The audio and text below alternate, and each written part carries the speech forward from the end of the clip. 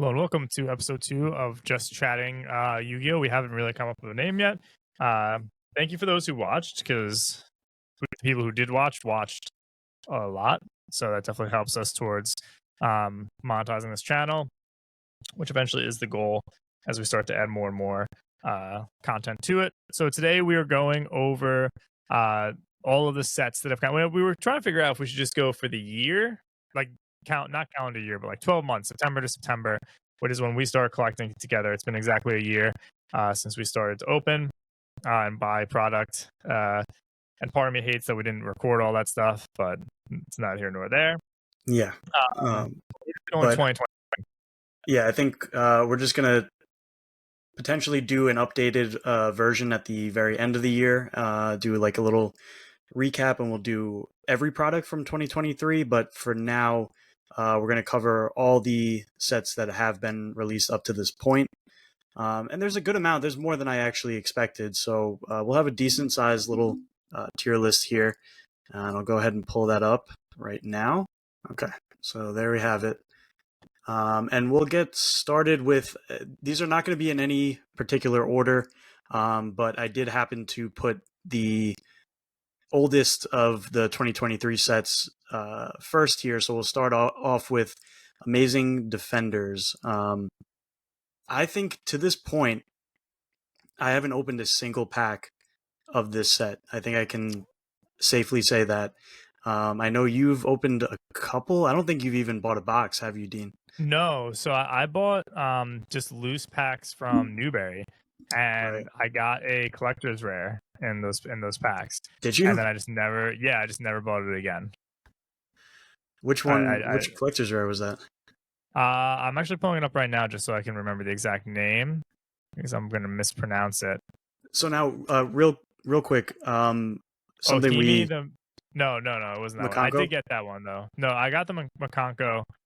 I got the Makanko ultra rare. I remember you got the ultra that. rare. Yeah. Wow, I don't remember which one it was. It was one of the Pearly cards, and I just immediately sold it. Yeah, the Pearly ultra rare from that set was very valuable at one point. I think it probably still is. But so that leads me to what I was about to say was, we should have, I guess we'll establish right now, are we ranking these based off of, I think we'll rank it off of a combination of our personal preference of like which collectible cards inside or archetypes that we enjoy, as well as the value pulled in the sets or value potential in each of the sets. I think we just take all of that into account. Right, that's what I'm saying. Yeah, so it'll be a combination of all that. So just to jump right into it with this set, Amazing Defenders, for me, on a personal level, not a huge fan of really any of the archetypes that came out in this set. But overall, I would have to say it was another successful collector's rare set. I'm blanking on the name of what they refer to those as, where pretty much all of the archetypes in there, Pearly, I think Rescue Ace, and Makanko are all somewhat viable competitive decks. Pearly and Makanko are like two of the best decks in Master Duel right now. They just released in there. But regardless, we're focusing on the TCG here. And to add to that, there was a good amount of value with the Makanko and especially the Pearly cards in that set. Yeah, I mean, if you look at the prices, again, the most expensive ultra rare is the Pearly card. That's at $21. My Friend Pearly is $18. Pearly Memory is $16. Those are all ultra rares. Then you have the Makanko we just talked about. That's $15. Then there's a couple more ultra rares that are like it's $15 and $7. Then there's a huge drop off, which is every collector rare sets, where then everything else is like under $1. But to your point, those prices you just read out for the ultra rares or collector's rares? Those are the ultra rare prices. The collector rare prices, you have the highest being Rescue Ace Hydrant, which is $112. Then you have Pearly is around $100. My Friend Pearly is like $80. and then everything else is in like the 50 to 70-ish range, or like the 40 to 70th range. So like, the prices aren't huge, but I think if I see where you're going, and I feel like you want to put it as a C because it's Yeah, I wouldn't. used tournament style. Yeah, I wouldn't put it D necessarily, but for now, yeah, for now I'm thinking C or somewhere in the middle of D and C. It might get bumped down later on, I depending think on. put it at C. Yeah, it'll be a low C for now. And yeah, also to be fair, that set I don't think it started out even that great until people started getting I think into. the value of the cards went up as time. I mean, I could look Yes, at the Pearly real quick, but that's what I'm trying to say. Yeah. yeah. Um, yeah. So next will be Cyberstorm Access. Now, I'll just say right up front that set I think is still underappreciated. I have like a little bit of a personal bias with this set, which we are taking into account. So we had some pretty good cards in there. Bestial Dispater is from that set, and then the whole Manadium archetype, which made my favorite deck, which has for the longest time been Scareclaw, made that deck 10 times better and a lot more of those cards playable. So I'm a huge fan of the Visa Starfrost lore and the Manadium archetype that came out of that set. Um, and the prices have kind of, I feel like, bounced around over time in that set, where you've had some cards like most recently in our previous episode, we talked about Bestial Dispatter is, up really big. And there's been a couple Yeah, it's cards like from that set. $32. Yeah. So, and there's been a couple cards from the set that have randomly just done that. So overall, yeah, like I said, I'm not going to let my personal bias affect my ranking that much. But what do you think? I would say it's. Are we doing ranking right now? Well, if you have any comments on the set yourself, and then I'll we'll rank it. Chaos. Oh my god, I forgot about Chaos Angel. Yeah, Yeah. So Chaos Angel. I think if Chaos Angel's not in this set, I think it's like a C set I because was gonna put it C. I was gonna put it C regardless, above Amazing Defenders, obviously. But well, I think um, yeah. So I think it's a B set. I think Beast of Star Frost was probably the only card that, as a collector, I was like, ooh, I kind of want to get this in a Starlight. mm, The other Starlights, I mean, there's a Starlight that's worth $50. The Gold Pride Chariot Carry. Then you have yeah, Firewall Dragon Singularity, which is 59. Then you have Despian Lulu Walleth, whatever that is 148. You have Visa Star Frost is like 200. Then you have Guiding Quem, the Virtuos, which is like 227. yeah, So it's not really like there's no real chase card in this set mm, outside of Chaos Angel. But I think with Chaos Angel being as powerful as it is, both in just card play, but also on Master Duel, and then mm, Bestial Dispatter, one, the value of it going so high, like $30 ultra rares. I mean, you have a $70 secret and a $30 ultra right now. yeah, So for me, that's at least a B. yeah. No, I agree. And yeah, personal bias. I was putting that higher than I think most people would. Um, but all right, so next, this is just like a little fun one. I included all products, as you guys could probably see on the bottom here. We have some speed duel, some structure decks, and box set type of things.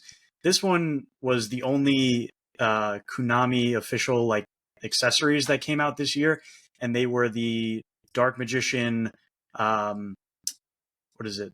Binder, sleeves, and a deck box, like one of the Dark Magician plastic Girl. Dark Magician Girl, excuse me. Yeah. Yeah, so this I haven't purchased any of these. I think you could still see these like laying around in Target or a Newberry Comics type of place. And honestly, I've considered just as a collector, like buying one of these, especially the binder or the sleeves, and just maybe like keeping it sealed because it is Dark Magician Girl and everything Dark Magician or Dark Magician Girl, especially Dark Magician Girl, just seems to skyrocket. Um, so I don't know. for me, I think they look really good. It's the cool artwork with the dark magical circle behind her, and I don't know. I'm a big fan of this. I would put this as like a B or an A potentially. I haven't bought it, so I put it at a B. Yeah, I haven't bought it either, but I like I said, I that's something I've considered just picking up just to have in case, I don't know, 5 years down the road those are like crazy rare or something like that. Yeah, Um, but anyway, so as I said earlier, not in any particular order, we have one of the more recent ones, and just put it. probably just spoiling it. One of the worst sets of the year, I think so far. Soul Burning Volcano. Yeah, I Um, think it has to be. It that has to be a that that has to be D. our first D. I think Yeah, that's like probably will be the. It might be. It might be the only D. might be the only D. It's definitely like an easy D placement for me. I didn't really have to think about that one. I mean, the fact alone that right now you could buy a sealed 24-pack booster box For like 30 for 30 bucks. bucks. You know, kind of typical of the legendary duelist type sets, but that one in particular, just again, our criteria of any sort of personal, um, you know, uh, and any sort of personal like of the cards inside or anything like that. I don't really have any. There's really nothing in there for me, and then monetary wise, it's just not a great set. Weirdly enough, the ghost rare has shot up a little. Mm-hmm.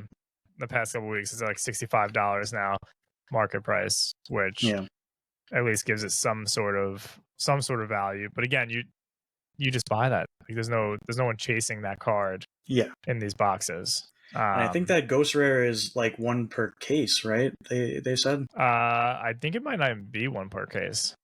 Mm. Yeah, that's So at that point I you just buy the card. I there's mean, there's no chasing that. Obviously, you really shouldn't chase any card because you yeah, just get lucky. Like anyone chasing buying cases to get like a Starlight at this point is just stupid.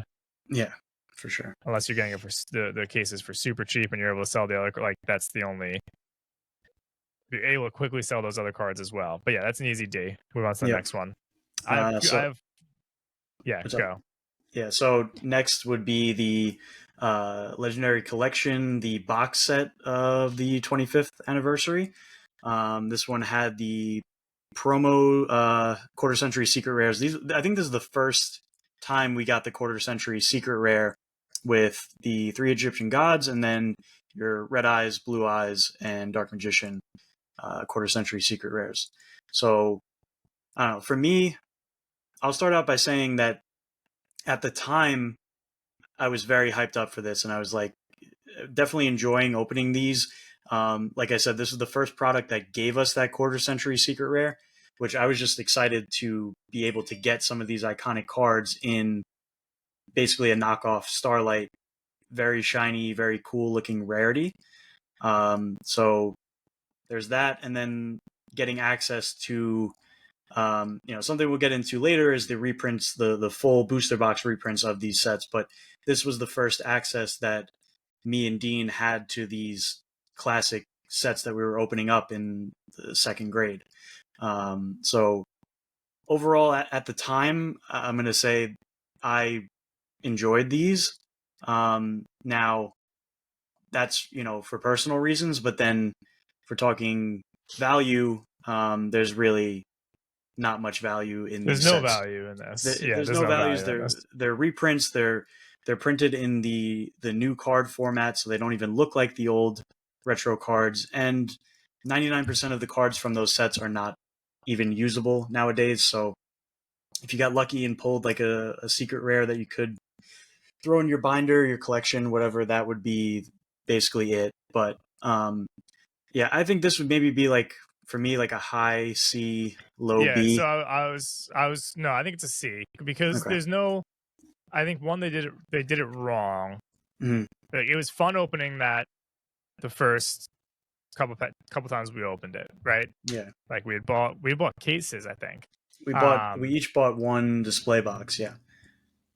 Yeah, and I bought more than that, I think. But I think there's no value in it. Like the Blue Eyes is the only valuable card. Yeah.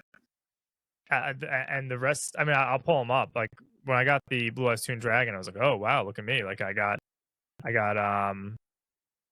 $90 card, but then you remember that these are all the values are all like halved. Yeah. Because it's not it's an EN card. So I think that the quality of the quality of the quality of the promos was really poor as well. I don't know if you remember that. Yes, yeah, the scuffing on the back from the packaging. Yeah, and yeah, that was disappointing for me because it's like every single one that I opened, it was kind of like messed up. Yeah. So, yeah. And again, there's no. I think they should have done quarter century rares in those packs.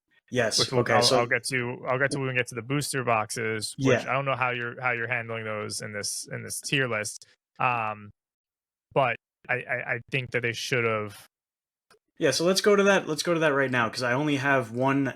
I only put up the one image of the LOB reprint set just to represent all of the retro reprint booster boxes, basically.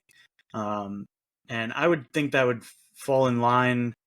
I might even put that. I would probably put that lower than the box set, the Legendary I Collection. would as well because I think they should have done one or the other. I don't think they should have done both. Yeah, I think they should have just done the booster boxes, or they should have done they should have done the booster boxes with quarter century chases in it, or they should have just done. Now I get what they were doing. Like that little the $25 box was to entice people like Dom Mazza or Justin, perfect example. He saw that at a store and he like bought it. Yeah, you know, it's like, ooh, I remember those packs when I was a kid. What I really think they should have done is they really should have just done the booster boxes a little cheaper with because I have it in front of me the box of LOB and I actually have one right below me. I had never opened it. I'm keeping it sealed. It's a booster box of the 25th anniversary. It's $85. So that's one of the more expensive booster boxes right now. And again, the most valuable card in there is Blue Eyes, which as an unlimited is like $50. Yeah. Yeah. I think they when I was making really... Go ahead. No, go. I was going to say, when I was making this tier list and I put that on here, that was exactly what I was thinking, that I still wish that they put quarter century versions of these cards in the booster boxes as chases. I think that would have actually made them sell more. Well, yeah, because I would have got. I had the only reason I got this was there was a miscommunication when I was trading in cards, where I was like, oh yeah, I might come and get one, and then I traded in the cards. He gave me one of the Starlights I wanted, and he's like, oh yeah, here you go, I got the booster box for you, and like put it down, and I was too awkward to say, oh no, I don't need it. That's the only reason I have, because otherwise, what's the point of opening it? Yeah, again, I mean that would have been awesome if like an LOB art Blue Eyes in quarter century secret rare would, or do it. Yeah, or do it. It should. Yeah, I guess it has to be quarter century, which is Starlight anyway. Yeah, but that's where I think they dropped the ball overall this year as a whole. Is they're leaning into these quarter century rares, but they're just reprinting Starlights that we already have in a lot of them, and they're putting them in sets where no one's buying it. Yeah. If you put quarter century rares in the LOB booster box and made all the ultras and secrets as quarter century rares, take my money. I would have bought like 10 boxes of this. And this would have been this probably would have been S tier for me. Because it would have been chasing. You'd be opening those old boxes for actual chases. Whereas right now it's just like you open it for like the nostalgia, but they already did that by doing the anniversary box. Yeah. I mean, like, imagine the potential of like all of the, say, like ultras and super rare, or like ultras and secret rares had the potential to be quarter century secret rares.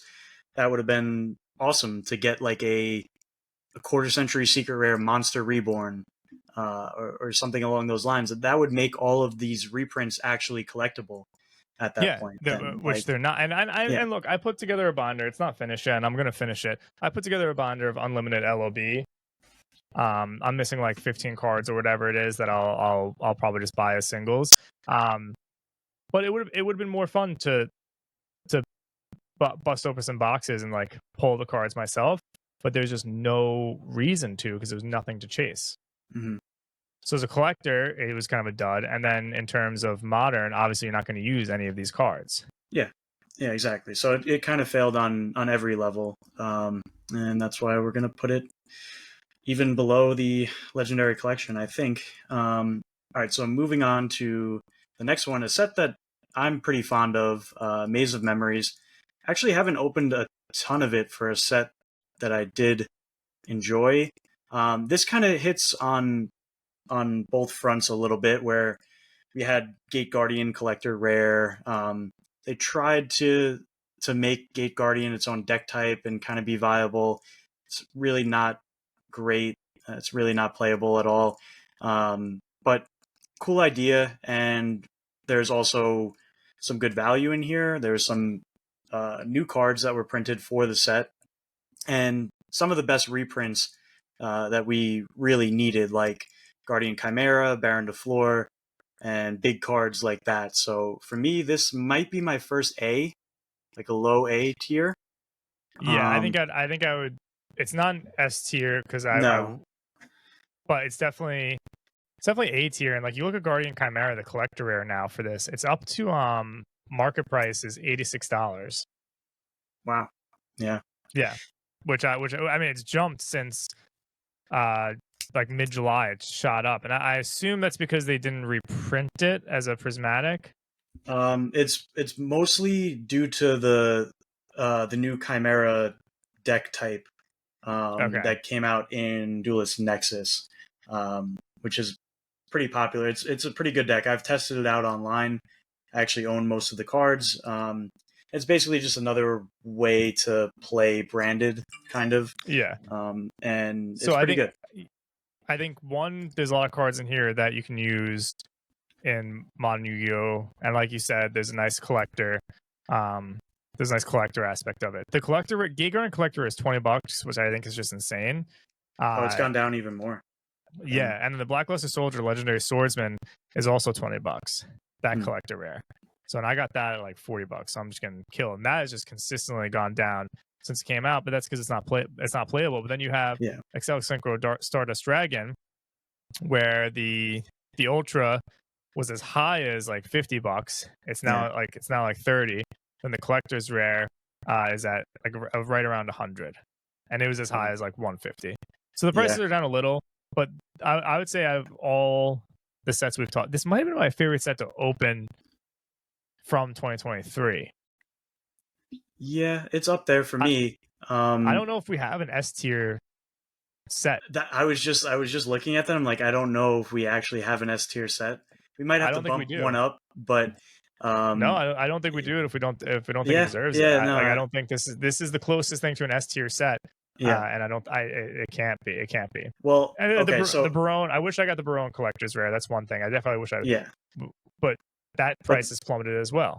Right, because that is Barone is guaranteed. If someone correct me in the comments if I'm wrong. Barone is guaranteed to be in the rarity collection, I believe. So that was there will be a collector's rare. And that was upwards of $300. That card. Yeah. So it was really fun, but again, it was really fun to open it from a collector's standpoint, and there were cards in here that you could put into your deck. Yeah. That's why that is probably, given like that criteria, I'd probably still have to say that is maybe our best one so far, and maybe on the list. But I think something you said a few moments ago, your favorite to open. This next one, I think, was actually my favorite to open of the year. Monstrous Revenge. I really like this set. Overall, I don't know if you could make the argument there's about the same amount of value. The problem is a lot of that comes from the quarter century secret rares. Some of the prices have gone up just even recently, but I don't know. There's just something about this set, and I think this is probably the one that I opened the most, like sheer number of boxes of this year. I've probably opened, I don't know, half a case myself. Um, so Yeah, I haven't opened as much as you have with this. Yeah, I think the only none of these cards. I guess like Shadow's Light. There were a couple cards that were are usable in decks. yeah, Well, me and you have different opinions because we played two different types of styles. I think it's yeah, A. So we should have had A minus. Next time we do this, I think we should put A minus. I think we need to differentiate. I think this yeah, is. I think this is a notch below Maze of Memories, yeah. but I think it's Well, still yeah, I A. am putting them in order. So like the one closest to the left here, this would be high A tier, low A tier. Yeah, I think it's an A. And the reason I wouldn't put it as high as Maze of Memories is because this killed some cards too. Like this is what killed a lot of Starlights. Yeah, that's true. This is when they kind of went So overboard with the quarter century yeah, there was like secret rares in 25 this. quarter centuries in here, Yeah, and I that was like the cool. fact And I that have the Lubellion. I love it. yeah, It's a beautiful looking card, and I think it will always be the highest rarity of it. So I'm glad that I pulled that in this set. But to reprint IP Masquerade and reprint Zeus, I just think those weren't great choices. yeah, yeah. All right. Next we have Duelist Nexus, another set that I think just didn't live up to its expectation. Um, you know, again, I'm a little bit. Wait, am I now? I'm like blanking. Is Steel Dispetter is not from Duelist Nexus, right? No, He's definitely from he's Cyberstorm, from right? Cyberstorm. Okay, Yeah, all right. he's like a $30 Um, card in Cyberstorm. okay, all right. So Duelist Nexus, I'm trying to remember. There are some cards I do like the Chimera cards in here, and there was a time where that was like a $30, $20, $30 ultra rare from this set. Also has quarter century secret rares, which none of them are that None of great, them are great. honestly. I'm gonna give you the most expensive ultra rare right now. Yeah, So the most expensive ultra rare right now is Chimera, the King of Phantom Beasts, yeah. at $18. Okay, so that's gone down actually. Yeah, and again, you have a decent amount of cards that are like the $2 to $4 range, uh, including Nightmare Magician and a few others. Yeah, but Again, those are this is like, secret rares for that price. Like, yeah, I know. yeah, So the Magicians of Bonds and Unity is the most expensive quarter century. That's at like 150. But hmm again, like most of these quarter century rares, I would never, as a collector, I would never buy. Um, and then for you, I mean, I don't know, Visas, what is it, yeah. Amatera? That card is Like fine. Is that It's going just in your deck? like, Revolution Synchron is the most expensive card. yeah, Excuse yeah, me, I missed that. That's the most expensive secret. I was looking for the ultras. The most expensive secret is Revolution Synchron, which didn't live up to its hype. That was like a $70 card. no, it's not really. I don't think even being played as much as everyone expected it to just be like a mandatory card in every deck or something like that. I actually still to this day I play Assault Synchron more than Revolution Synchron in any of my decks. I don't I don't like the card as much, but um in terms of value that was always like a great pull. But yeah, I don't know, this has to be I think low B or high C for I me. would give it. I would give it. I didn't open them. No, I'll do high C. No, Yeah, I yeah. would go. The I would put it collection. after the collection. Yeah, Okay. Yeah, I don't because disagree. I opened one booster box of that. I've opened a couple, but um, yeah, there's really after like at this point in time, I wanted the Visa Amartera whatever, but honestly, when I play with that deck online, I most of the times I don't even have room for it in my extra deck, and I don't really even play it that often. But other than that, I mean, yeah, it's not didn't live up to the hype, so I would have to put that like mid C. All right, this I think we did a video on. Yeah, I you're only gonna have opened to like speak to this one. yeah. So OTS 22, I believe this is. Um, Funny enough, I was on the Konami website. There's another OTS pack coming out in like a month or so. But overall, like most likely, I got scammed on those packs and did not pull anything great.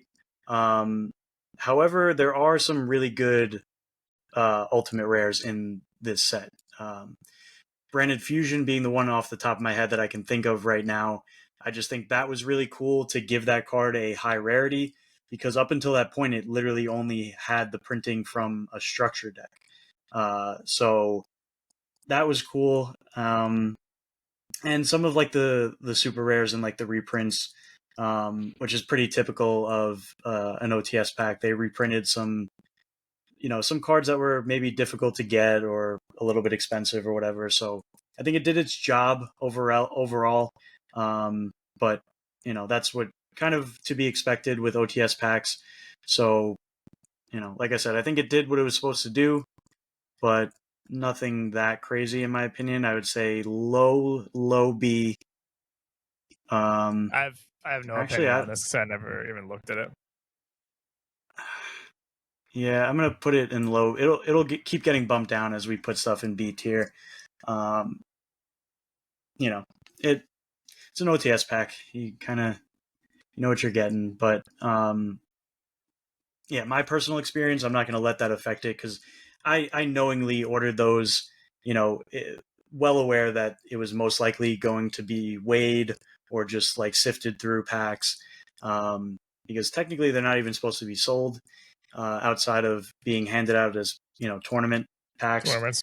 But all right, so moving along, Photon Hypernova. This set when it first came out, I wasn't like a We were huge both. fan, Yeah, we opened but it. We did. This is before we were recording videos. yeah.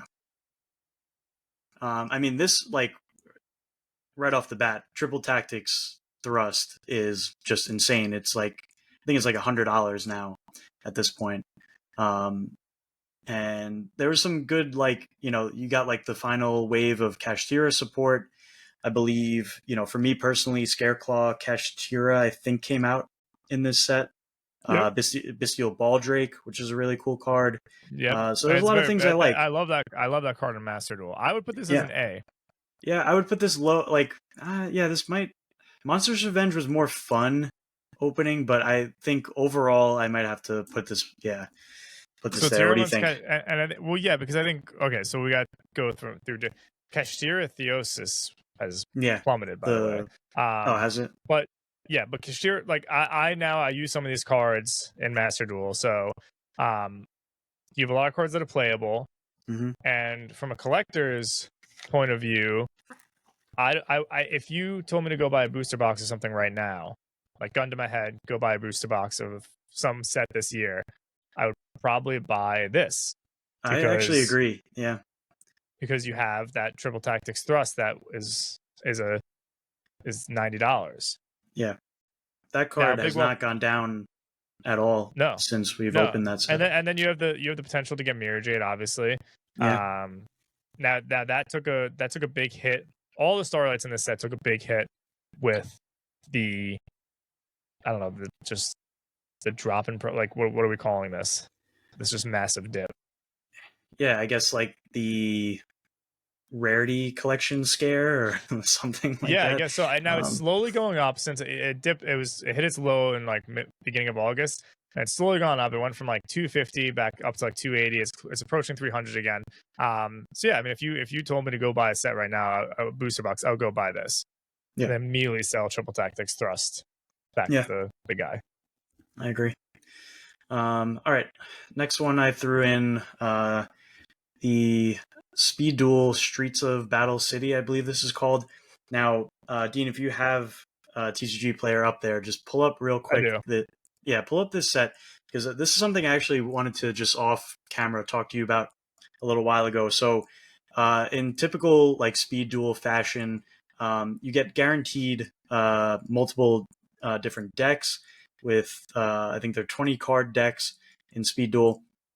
Now, all of the Speed Duel cards are playable in the TCG, but not. It doesn't work vice versa, where you can't use all of the TCG, or I don't think you can use any TCG cards in Speed Duel.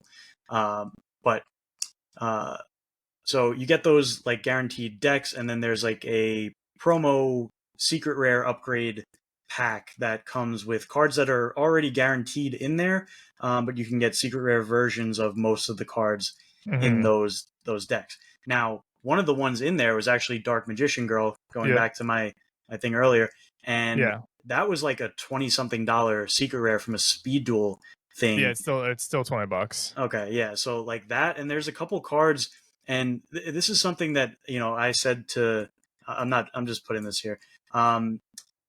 Something that I said to Dean a few days ago off camera too was like some of the reprints and especially now looking at like the Speed Duel products, where like I never understood until I got into Edison format a little bit why they were printing certain cards or things like that. And this particular Speed Duel product has so many good reprints for Edison format. And then you have the collectible aspect of it with Dark Magician Girl. I think Summon Skull had a secret rare, which I don't. It's Dark Magician Girl, Dark Magician, Summon Skull, Red Eyes, Dust Tornado, Mind Crush. There's another Dark Magician. There's two Dark Magicians. There's Anti-Magic Arrows. There's Flame Swordsman. Goblin Attack Force. Keyfried the Iron Knight. So there's about like 20 cards. It looks like. I would put this. I looked into it a little. It's a little price. My thing is I don't love when the stuff says Speed Duel on it from a collector point of view. That's always kind of like turned me off from buying those cards. I don't know why. I guess it was just because I'm a purist. I would put this at. I'd probably put it at C, just because I don't know where in C I would put it. I think if we were introducing our friends to this, I think this would be a good set to buy for them. It is a great product for that. Yeah, for that reason. I think that stigma about the Speed Duel stamp is starting to go away a little bit, and people are definitely starting to realize, like myself, there's certain cards like especially the secret rares from Speed Duel sets. They just look so much better than like even like the TCG's secret rares sometimes. It's just like the card stock that they printed on, they say, is like a more durable quality, and it has like a glossier sort of finish with which I guess I'm looking at these cards right now, and I'm like, do I buy this Dark Magician just to put in my Dark Magician collection? And another thing with that is that's my favorite artwork, which is the starter deck Yugi, artwork of that, which I think is really cool. So yeah, I think this is fair. I would have probably put it higher, but I think we can settle on higher C tier for that. Now structure deck, beware of the trap tricks.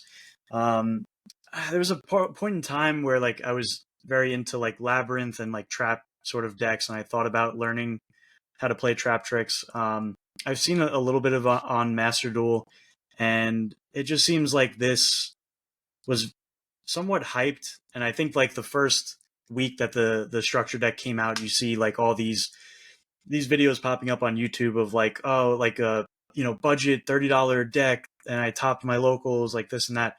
And I think like honestly, most of the structure decks in the last 2 years, like if you're a good player, I guess realistically you could, make top cut at your locals or whatever, playing just 3 structure decks. But this one had, I think, can you pull up the list real quick? I think this had evenly matched, and so it has Ash, it has evenly matched, Harvest Feather Duster, Raigeki, Bottomless Trap Hole. Just naming off cards that I would like. So for that fact alone, I would put that a little bit higher. The archetype itself of trap tricks, I don't think is doing much anymore. It was really only that 1 week where, and I get it. Like structure deck just came out and people wanted to try out playing a new deck for cheap and whatever. But I think after that initial hype, no one's really playing it. Not saying the deck's not decent, but those are some pretty good reprints though, evenly matched, especially. So I would put that like mid C tier, I think. I would put it behind the Speed The Duel. Speed Duel, yeah, I agree. Yeah, because Okay.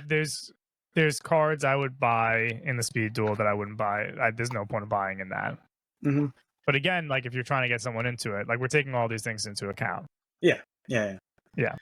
All right. So next, this one I'm completely biased on, the most recent structure deck, and if I'm not mistaken, I think the most recent product to date is the Crimson King structure deck. I've always liked the look of the Red Dragon Archfiend cards. I think they look sick. I think Red Supernova Dragon is in a vacuum, is a very broken card. It's a awesome like example of like a good boss monster that's not generic. It's in archetype, whatever. And I've only bought one of the structure decks. I bought a couple of the other singles to get my playsets basically that I need of the important cards. And I've been testing out playing this on YGO Omega, and I really like the deck. I've played it on Master Duel. I have most of the deck built on Master Duel. So yeah, for me, I'm biased on this. I think this is actually one of those structure decks where you could buy like 3 copies of this and make a very competitive deck.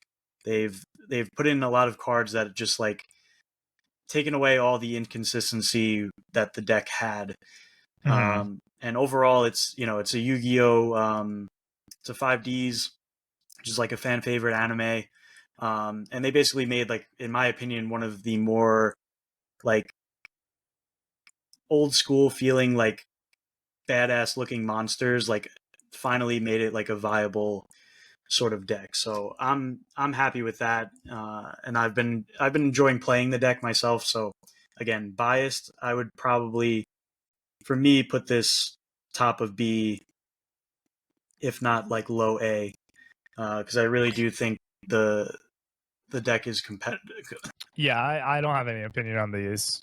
Okay, I'm gonna put this So I definitely would say above put it wherever. Cyberstorm. Definitely above Cyberstorm Access. Yeah, I don't get the Um, structure decks, so yeah. I'm a Dark Magician deck only guy.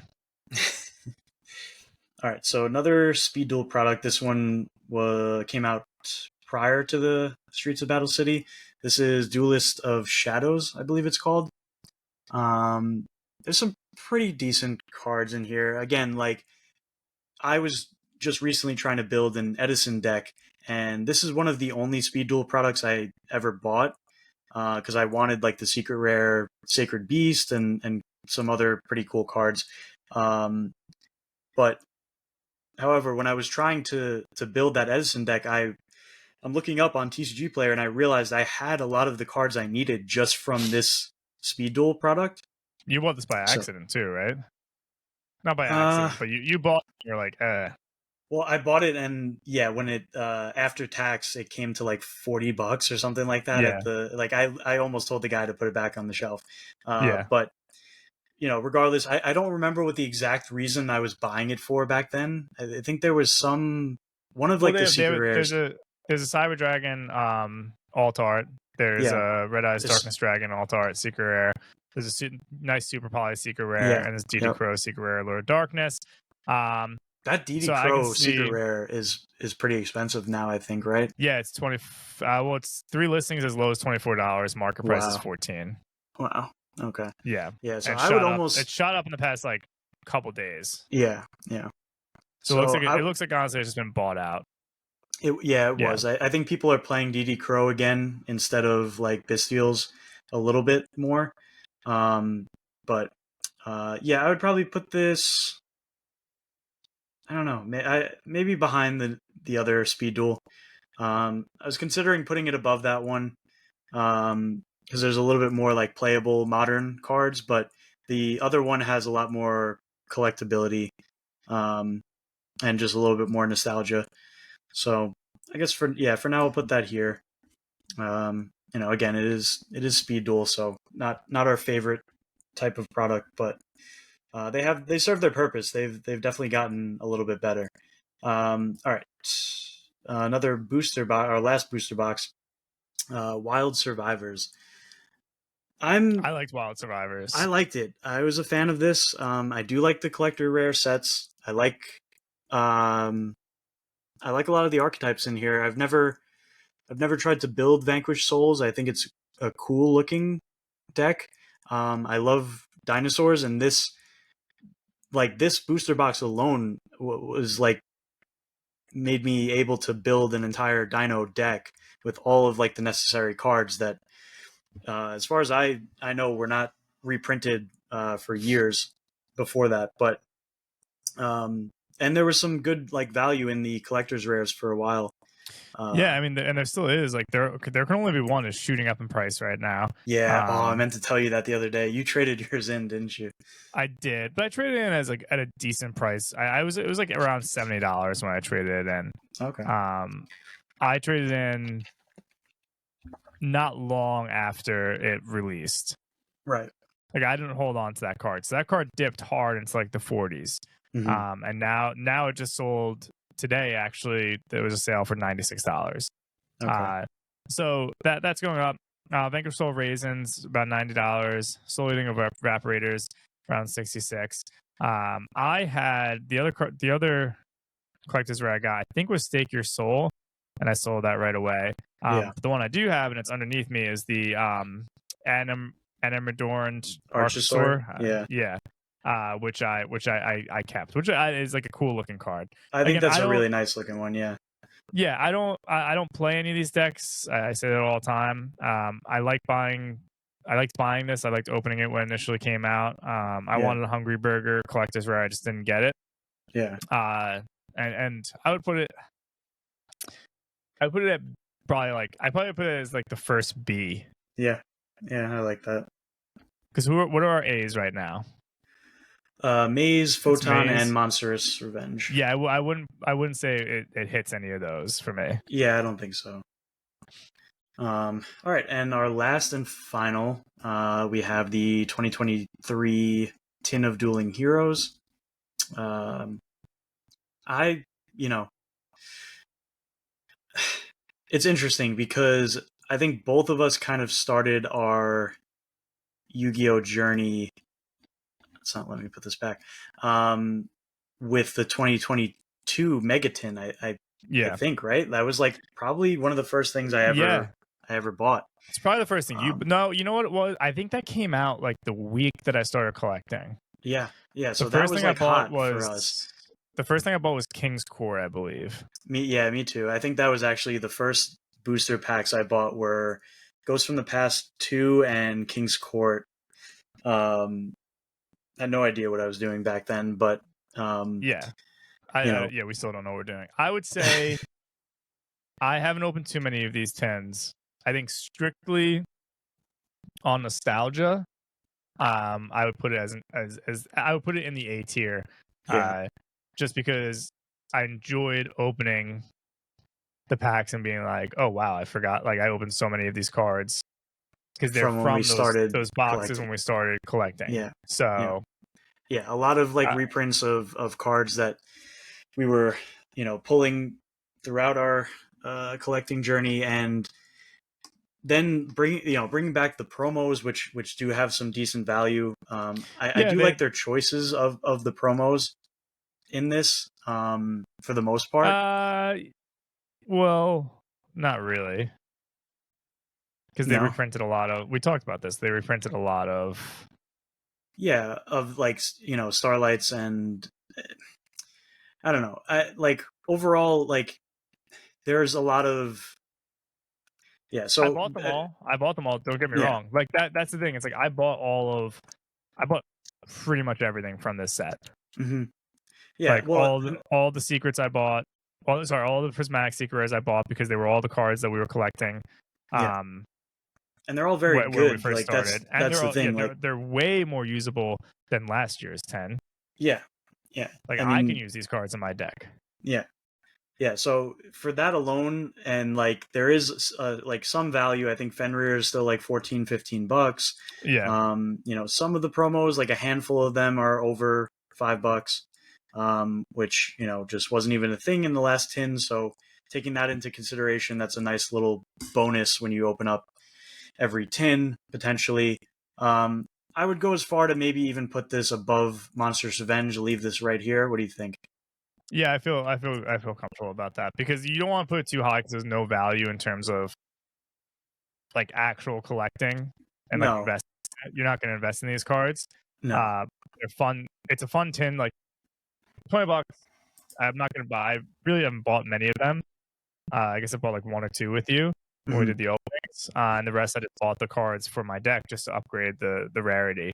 Yeah. Um, Well, that's what I was going to say too. Like that's another fun thing usually about the tins is getting rarity bump for cards you really like for your deck or whatever. So I enjoyed that yeah, too. I feel good about this ranking. I think it'll be nice to like revisit it in January and see if it's changed at all. Yeah. And then adding like the rarity collection and some of the other sets that are there's like one or two other sets that are coming out. I think, right? Yeah. Yeah. At least I think there's at least like two more core sets on Konami's website. I will. Yeah, I'll just jump to this right here. There's Age of Overlord, which we haven't got yet. 10, 20, 23. Yep. We have the Rarity Rarity collection. Collection. But skipped one. Maze Valiant and Millennia is Smashers. next year. Yeah. Oh, That's is the that? collector. Okay. That's All right. Maze Yeah. and So Millennia. I'm probably gonna love.